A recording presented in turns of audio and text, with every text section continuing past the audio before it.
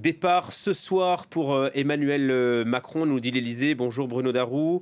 Le Bonjour Julien. chef de l'État dit vouloir installer une mission. Ça peut prendre quelle forme? Ah bah écoutez, pour le moment, pas. on ne sait pas. C'est l'entourage élyséen qui parle de cela, installer une mission. Alors, déjà sans doute une mission pour essayer d'apaiser les choses. Ce qu'on sait, c'est que Emmanuel Macron va là-bas d'abord symboliquement pour montrer que le président se déplace, se rend sur place. C'était important. On se souvient, la semaine dernière, on parlait de visioconférence. Ça avait été assez mal vécu par certains acteurs néo-calédoniens. Donc là, il se déplace. Il va rencontrer évidemment les habitants de tous bords. Il va évidemment rencontrer les forces de l'ordre. Il sera aussi question de reconstruction économique. Et puis, après, voilà, il y a cette mission. Donc quand on dit installer une mission, je vais rester prudent parce qu'on n'en sait pas plus pour l'instant, mais a priori, ça veut dire nommer une ou plusieurs personnalités qui sont chargées d'apaiser les choses. Est-ce qu'apaiser les choses, ça veut dire retirer le texte qui a mis le feu aux poudres, décider de ne pas convoquer dans l'immédiat le Congrès pour valider ce changement du corps électoral? On va y revenir.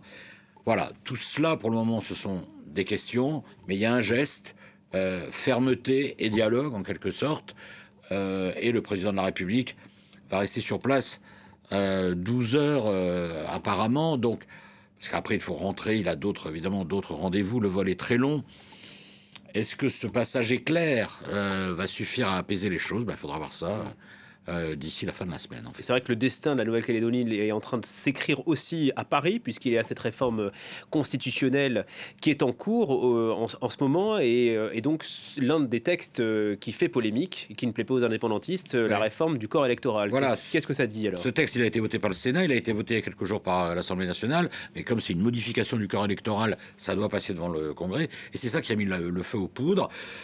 Donc, pour rappel, le corps électoral concernant les élections provinciales était jusque-là un corps électoral restreint pour permettre une bonne représentation des deux communautés, les communautés françaises européennes, ce qu'on appelle communément les Caldoches, et puis les communautés mélanésiennes, les Kanaks.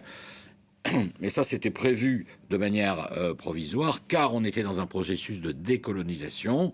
Donc, ceux qui prônent le rééquilibrage du corps électoral, c'est-à-dire que le corps électoral soit plus représentatif de tous les citoyens pour respecter le principe démocratique. Une personne, une voix, disent que bon il est temps de faire ça. Et encore, le texte c'est un compromis. C'est-à-dire c'est pas toutes les personnes qui sont en Nouvelle-Calédonie depuis 1998, c'était oui. Ça la deadline. Ce sont les personnes simplement qui ont 10 ans de résidence.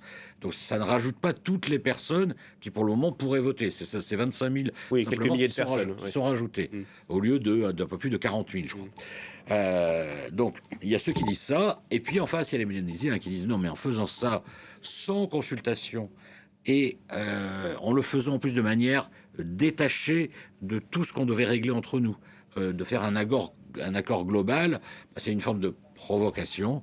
Et bien sûr, le principe une personne, une voix est important, mais comme on est dans un territoire et une situation qui sont particuliers, eh bien, il faut tenir compte. Ce compromis, c'était vers la bonne direction, mais pas comme ça de manière unilatérale. Il faut rediscuter au sein d'un accord global afin que la population kanak ne soit pas minorisée. Parce qu'en fait, c'est ça la grande crainte lors d'élections vis-à-vis des communautés françaises et européennes qui vivent en Nouvelle-Calédonie.